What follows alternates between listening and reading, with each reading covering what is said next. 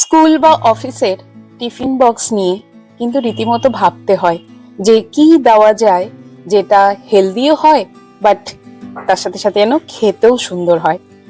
তো এমন একটা রেসিপি আজকে রান্নার নতুন রসায়নে শেয়ার করতে চলেছি, যা ছোট থেকে বড় সবার ভীষণ পছন্দের হবে।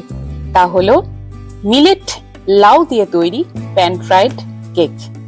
চলুন রেসিপিটি দেখে নিই। তার জন্য নিয়েছি মিলেট। এটা হচ্ছে স্মল মিলেট বা শ্যামা চাল, মোটামুটি 1 কাপ মতন 3-4 ঘন্টা ভেজানো আছে। মুগ ডাল নিয়েছি হাফ কাপ, তা মোটামুটি এটাও 3-4 ঘন্টা মতন ভেজানো ছিল। এবার ভেজানো শ্যামা চাল আর মুগ ডালটাকে এক জায়গায় করে নিয়ে আদা কারি পাতা দিয়ে একটা স্মুথ পেস্ট করে মোটামুটি 4 ঘন্টা রাখতে হবে। এবার নিয়েছি লাউ।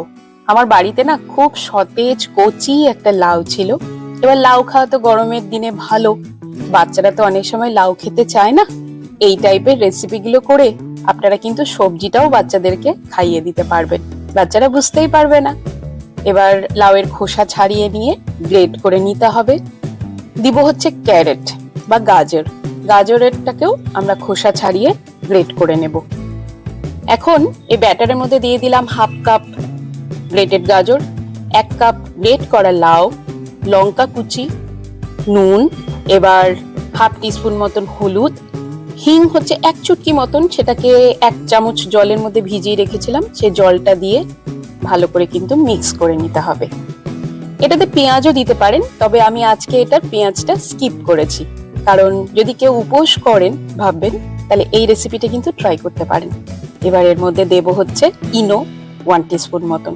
ইনো আমি ঠিক ওই মুহূর্তে দিব যখন আমি জিনিসটা ভাজবো, ইনো দিয়ে কিন্তু রাখবো না।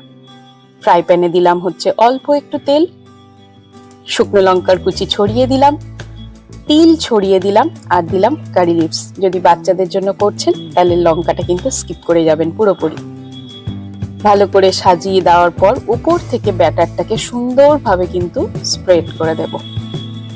চ্যানেলে দেখানো রান্নাগুলো কেমন লাগছে বলুন, ভালো লাগছে তো? চ্যানেলটিকে কিন্তু লাইক, শেয়ার, সাবস্ক্রাইব করা যায় সুন্দর সুন্দর রেসিপি দেখার জন্য। আর রান্নাগুলো কেমন লাগছে সেটাও কিন্তু কমেন্ট করে জানাবেন। এখন মিডিয়াম আঁচে ঢাকা দিয়ে রান্নাটা কিন্তু করতে হবে। আস্তে আস্তে দেখুন পুরো ভাজা হয়ে গেছে। এবার আস্তে করে আমরা উল্টে দেব। দেখেছেন কেন উপরটা সাজিয়ে দিয়েছিলাম তখন ফ্রাই প্যানের ওপরে? এইভাবে সুন্দরভাবে জিনিসটা সাজানো থাকবে। ভীষণ নরম, তুলতুলে, আর কিন্তু বেশ ফ্লাপি হয়েছিল। এই রেসিপিটা আজকে করেছি আমি শ্যামা চাল আর মুগ ডাল দিয়ে। আপনারা চাইলে যদি ইনস্ট্যান্ট বানাতে চান তাহলে কিন্তু সুজি আর একটুখানি দই দিয়েও করতে পারেন।